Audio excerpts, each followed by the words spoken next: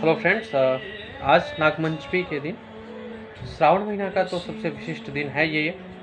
आज हम लोग अभी चर्चा करेंगे गुरु कृपा का है या ईश्वर का आशीर्वाद का है। मेरी छोटी सी बुद्धि में जो बात मुझे समझ में आई मैं आपके साथ शेयर करना चाहता हूँ। फर्स्ट ऑफ ऑल आज ये क्वेश्चन था मन में कि नाग की पूजा क्यों, जबकि naag is the symbol of poison, जहर की प्रतीक है। तो जहर की पूजा होनी चाहिए क्या, और अगर होनी चाहिए तो कैसे होनी चाहिए। फिर दूसरा प्रश्न था कि शिव के गले में क्यों नाग, क्योंकि जनरली जितने भी वाहन हम लोग देखते हैं जो एनिमल्स वाहन होते हैं वो सभी पैर पे ही रहते हैं ईश्वर के। तो यहाँ ऐसा क्यों कि शिव के गले में नाग। और देन तीसरा प्रश्न कि शिव का ये नीला क्यों है, शिव जी का। तो इन तीनों प्रश्नों के एक उत्तर ने मुझे झकझोर के रख दिया। It was amazed. आज सुबह की क्लास के दौरान चर्चा हुई और मैंने इस बात को कहा। उसके बाद मैंने डायरी में नोट डाउन किया, ये बिना गुरु कृपा और ईश्वर की के प्राप्त नहीं होती है। ये जो मैं थॉट अभी आप लोग के साथ शेयर करने जा रहा हूँ, वीडियो लास्ट तक देखिएगा। लास्ट में मैं 2 आप लोग को सरप्राइज भी देने वाला हूँ। तो स्टार्ट करते हैं। सबसे पहले ये जो प्रश्न था कि नाग की पूजा क्यों होनी चाहिए नाग पंचमी के दिन, क्या पॉइजन की भी पूजा होती है। तब ऐसा है ना, ऐसा सोचने पे या फिर ऐसा मेरी जो बुद्धि में आया, मैं वो बता रहा हूँ आपको। हम सभी के अंदर तो पॉइजन है ही, अ काइंड ऑफ क्रोध। आपका गुस्सा भी एक प्रकार का जहर ही तो है, पॉइजन ही तो है। तो ये तो हम सभी के अंदर है कि समभाव में विष रहते ही रहते हैं। इस दिन ये बताने की कोशिश की गई है कि आप अपने जहर को भी अगर जन कल्याण के लिए प्रयोग करें तो वो भी पूजनीय हो जाती है। जैसे हम लोगों ने काफ़ी सफल लोगों को देखा, वो क्रोध में सफल हो गए, क्रोध में ऐसा एक डिसीजन ले लिया और सफल हो गए। और काफ़ी ज़्यादातर लोगों का राह ऐसे ही होता है। वे लोग एकदम से अच्छे परिस्थिति से जा करके कुछ अच्छा नहीं करते। सडन एक उनके अंदर एंगर सा आता है, कुछ एक ऐसा इमोशनल बहाव होता है जो जहर बन जाता, लेकिन नहीं बना और वो लोग सक्सेस में चले गए। फिर उन लोगों ने क्या किया, उन लोग का वो जहर क्यों नहीं बना, क्यों वो घातक नहीं बना। इस प्रश्न का उत्तर मुझे दूसरे प्रश्न में मिला कि शिव के गले में नाग क्यों।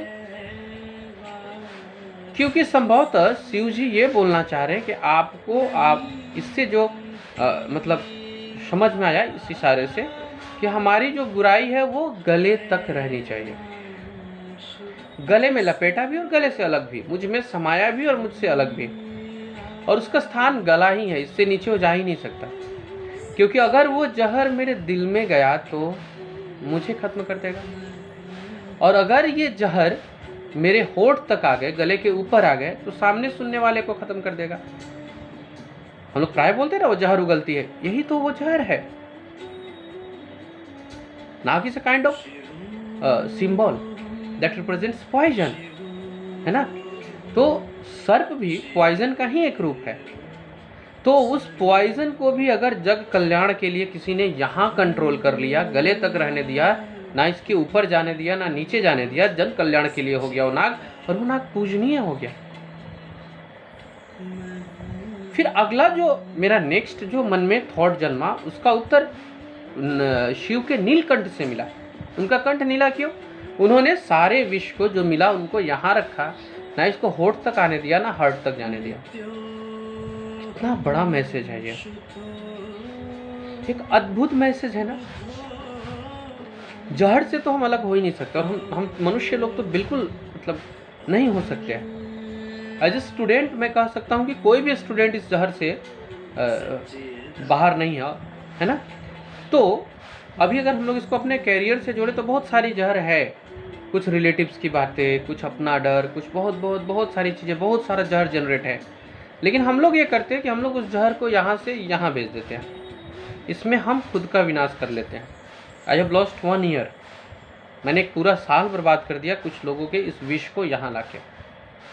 और फिर शिव का नेक्स्ट देखिए, इसको यहाँ भी नहीं लाने देते, क्योंकि यहाँ आया तो सामने वाले के लिए खतरनाक है। That's the message. कि हम अपने जहर से भी शिव तत्व को प्राप्त कर सकते हैं अगर हम उस जहर को यहाँ तक रखें, नाग उस जहर को लपेट के रखें। कुछ ज़्यादातर लोगों ने इसी में तरक्की कर लिया क्योंकि उन लोगों ने उस जहर को अपना साथी बना लिया, उस जहर के साथ वो जीने लगे,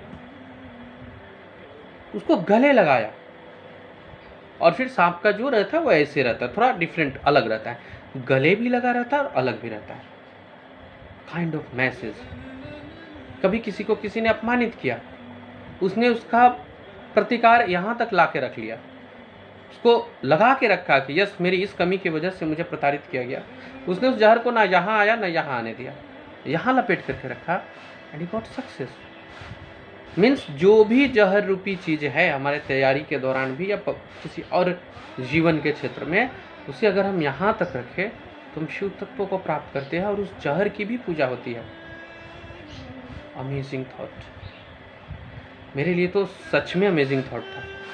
ऐसा मैंने जितनी भी थोड़ी बहुत किताबें पढ़ी तो शायद संभवतः उन सबका कोरिलेशन हो, इंटरकनेक्शन हो या ईश्वर की कृपा हो।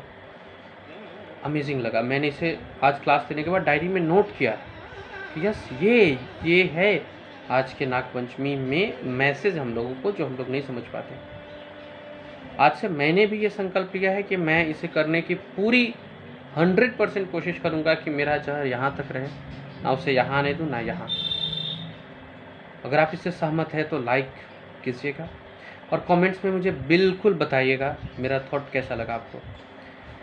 आज जो 2 सरप्राइज़ देना था, पहला ये है कि हमारे एक छोटे भाई हैं और बिहार से है। अगर आप बिहार से बिलोंग करते हैं और स्टूडेंट है, हल्की फुल्की मनोरंजन अगर आपको पसंद है, 2-3 मिनट में आप खुद को रिफ्रेश करना चाहते हैं, तो आप नीचे लिंक में एक चैनल का लिंक दिया, आप उसे खोलिए, देखिए, अगर अच्छा लगता है तो सब्सक्राइब कर लीजिए।